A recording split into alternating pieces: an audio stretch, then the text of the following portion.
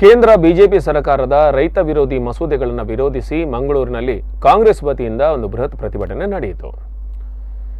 ಪ್ರತಿಭಟನೆಯಲ್ಲಿ ಮಾಜಿ ಶಾಸಕ ಜೆಆರ್ ಲೋಬೋ ಮಾತನಾಡಿ, ರಾಜ್ಯ ಮತ್ತು ಕೇಂದ್ರದ ಬಿಜೆಪಿ ಸರ್ಕಾರಗಳು ರೈತರ ಹೆಸರಿನಲ್ಲಿ ಅಧಿಕಾರಕ್ಕೆ ಬಂದು ರೈತರನ್ನು ವಂಚಿಸ್ತಾ ಇವೆ. 2 ತಿಂಗಳಿನಿಂದ ರೈತರು ಬೀದಿಯಲ್ಲಿ ಬಿದ್ದಿದ್ದಾರೆ. 60 ರೈತರು ಚಳುವಳಿ ಮಾಡುತ್ತಾ ಮರಣ ಹೊಂದಿದ್ದಾರೆ. ಈವರೆಗೆ ಸುಮಾರು 60 ರೈತರು ಮರಣ ಹೊಂದಿದ್ದಾರೆ. ಕಾಂಗ್ರೆಸ್ ಸರ್ಕಾರ ಸಾಧಿಸಿದ ಕೃಷಿ ಕ್ರಾಂತಿ, ಭೂ ಸುಧಾರಣೆ ಎಲ್ಲವನ್ನು ಬಿಜೆಪಿ ನಾಶ ಮಾಡುತ್ತಾ ಇದೆ ಎಂದು ಆಕ್ರೋಶ ವ್ಯಕ್ತಪಡಿಸಿದ್ದಾರೆ. ಅದರಲ್ಲಿ ಪ್ರಮುಖವಾಗಿ ಭೂ ಸುಧಾರಣೆ ಕಾನೂನು.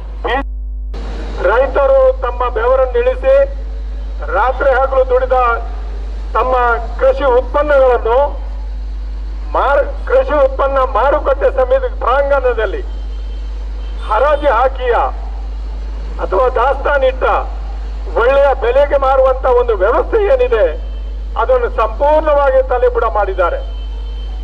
ತಲೆಕೆಳಗೆ ಮಾಡಿ ಇವತ್ತು ಬಂಡವಾಳಶಾಹಿಗಳಿಗೆ ಅವರಿಗೆ ತೋಚುವಂತ ದರದಲ್ಲಿ ಖರೀದಿ ಮಾಡಲಿಕ್ಕೆ ಅವಕಾಶವನ್ನು ಕೊಟ್ಟಿದ್ದಾರೆ.